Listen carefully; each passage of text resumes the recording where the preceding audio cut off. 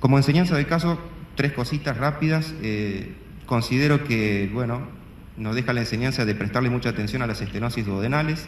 A pesar de ser un paciente tabaquista severo, fumaba más de 20 cigarrillos diarios y consumidor de ácido acetil salicílico, uno podría pensar que era una estenosis benigna, que podría ser una úlcera péptica, pero como segundo punto, y en relación a esto, quisiera recordarles y recordarnos que el examen físico, semiografiar bien los síntomas y revisar a los pacientes, es decir, hacer una buena historia clínica es irreemplazable. Los estudios complementarios son fundamentales y nos ayudan a valorar a estos pacientes y a tomar decisiones diagnósticas y terapéuticas, pero la historia clínica es soberana. Y por último, recordarnos también que nuestro trabajo es multidisciplinario, que debemos trabajar en equipo y que cada especialista debe aportar su granito de arena para poder llevar estos pacientes a un buen puerto. Muchas gracias, doctor. Bueno, creo que para empezar a discutir podríamos pedirle al doctor Marangoni, ya que hace imágenes, que nos plantee un poco.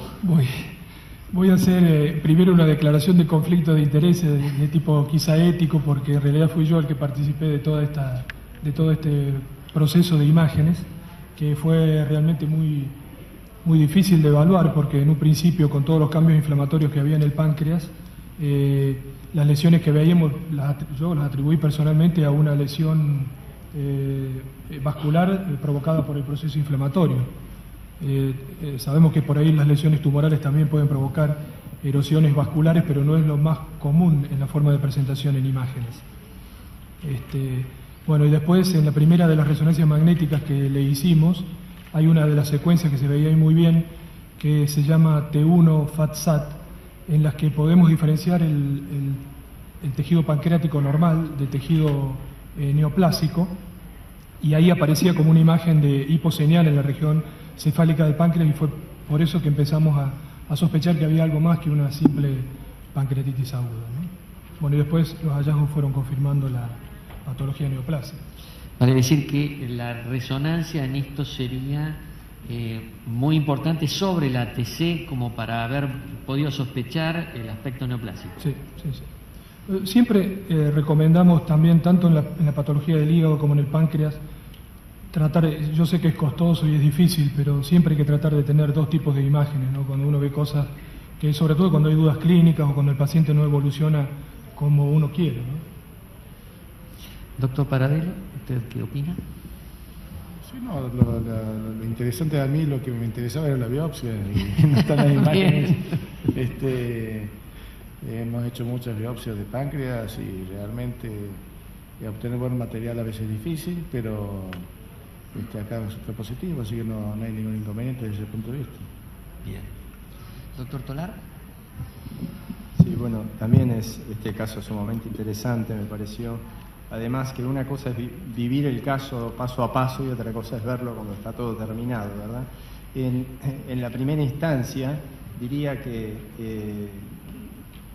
los que vivimos la era presimetidina, ¿verdad?, veíamos muchísimas estenosis gastroduodenales por úlcera duodenal, que hoy en día prácticamente nosotros no las vemos. O sea que un hecho que llamó la atención en primera instancia es la presencia de una estenosis gastroduodenal, si bien el paciente era fumador, etcétera, pero como resaltó después el colega al final, no es algo que lo vemos hoy habitualmente. Y que en la radiología se veía como una imagen filiforme. No vimos el esófago gastroduodeno, pero me parece que sería interesante ver la imagen del esófago gastroduodeno para valorar si realmente es algo cicatrizal o si realmente se ve algo que puede ser sospechoso de una compresión.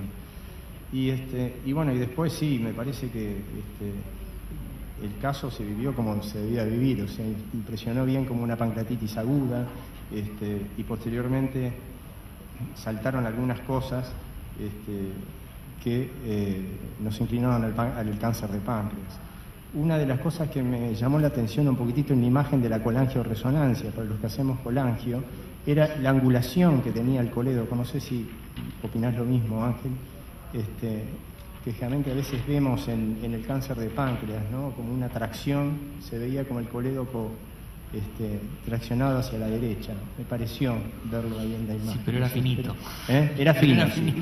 Pero tenía elementos de obstrucción desde el punto de vista de laboratorio. O sea, tenía una tasa alcalina muy alta, tenía una gamma GT elevada, o sea que no sabemos qué puede pasar después, ¿verdad? Pero lo más, digo, para tirar cosas un poco a discutir, pero realmente el caso es muy interesante. Doctor Majewnik, ¿usted qué opina? Quando vemos no final do caso, é muito fácil, né?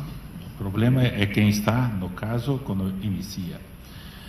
E é muito interessante esse caso. Uma que é um fumador pesado, 67 anos, que temos que pensar em neoplasia.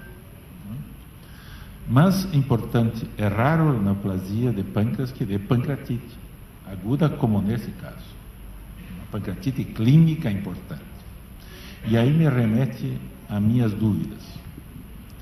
Primeiro, quando vemos aquele duodeno, aquele estenosado, devemos nos recordar de uma patologia de pâncreas que é a pancreatite periduodenal, que no meu modo de ver está errado esse termo, porque é restos dentro do duodeno, não em torno do duodeno.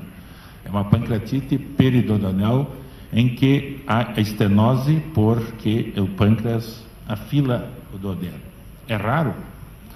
O segundo são as pancreatites autoimunes, hoje que os japoneses descrevem muito, né, que é a pancreatite que dê na cabeça do pâncreas. E o terceiro, a maioria das câncer de pâncreas iniciam em virso. São pancreatites adenocarcinomas que iniciam em ducto. E nesse caso, a ressonância é muito clara. Não há lesão de ducto. E aí temos que remeter nossa preocupação que isto poderia ser um IPMN, inicialmente, e que resultou na evolução IPMN de ducto secundário, e que resultou numa evolução para a malignidade, porque nos casos de IPMN é que a gente vê pancreatite, pelo muco que obstrui os ductos. É difícil porque é muito claro no fim de que é um paciente que teve uma lesão. Tudo é raro, porque é raro ver aneurisma por neoplasia, né? E não é muito comum também numa pancreatite aguda. Isto, na evolução das pancreatites, das complicações, provavelmente os radiólogos vê com muita frequência. A minha chamou a atenção foi a conduta de anticoagular o paciente. Preocupou, porque esse paciente tinha um aneurisma dentro de uma lesão que não sabemos se era cisto, se era uma lesão que poderia romper. Há o rompimento de vasos dentro de cisto pancreáticos. Então, quando no fim do diagnóstico adenocarcinoma, temos que sempre recordar, não é o adenocarcinoma mais comum. Não iniciou em ducto pancreático principal. E isso não é o comum dos adenocarcinomas. E é muito difícil para quem está trabalhando ver aquela ressonância, bela ressonância. Eu vou mandar meus pacientes para cá. E lá não consigo esse tipo de ressonância tão clara, em que notamos de que ducto pancreático está normal, colédoco está normal, uma neoplasia daquela região pancreática não atingiu el colédoco. É estranho. Outro problema. Evidentemente el caso era interesante, es interesante, pero hay algunas cosas clínicas que hacen también el paciente. El paciente es un insuficiente renal. Es un insuficiente renal. Tiene urea elevada, tiene creatinina elevada, tiene el aneurisma. Y hay algo que a los que tenemos más años en esto nos recordaban la presentación de un carcinoma de páncreas como pancreatitis aguda. Es decir, la pancreatitis aguda que le llamábamos carcinomatosa. Eso es una que existe. Bueno, acá está. Muchas gracias, doctor.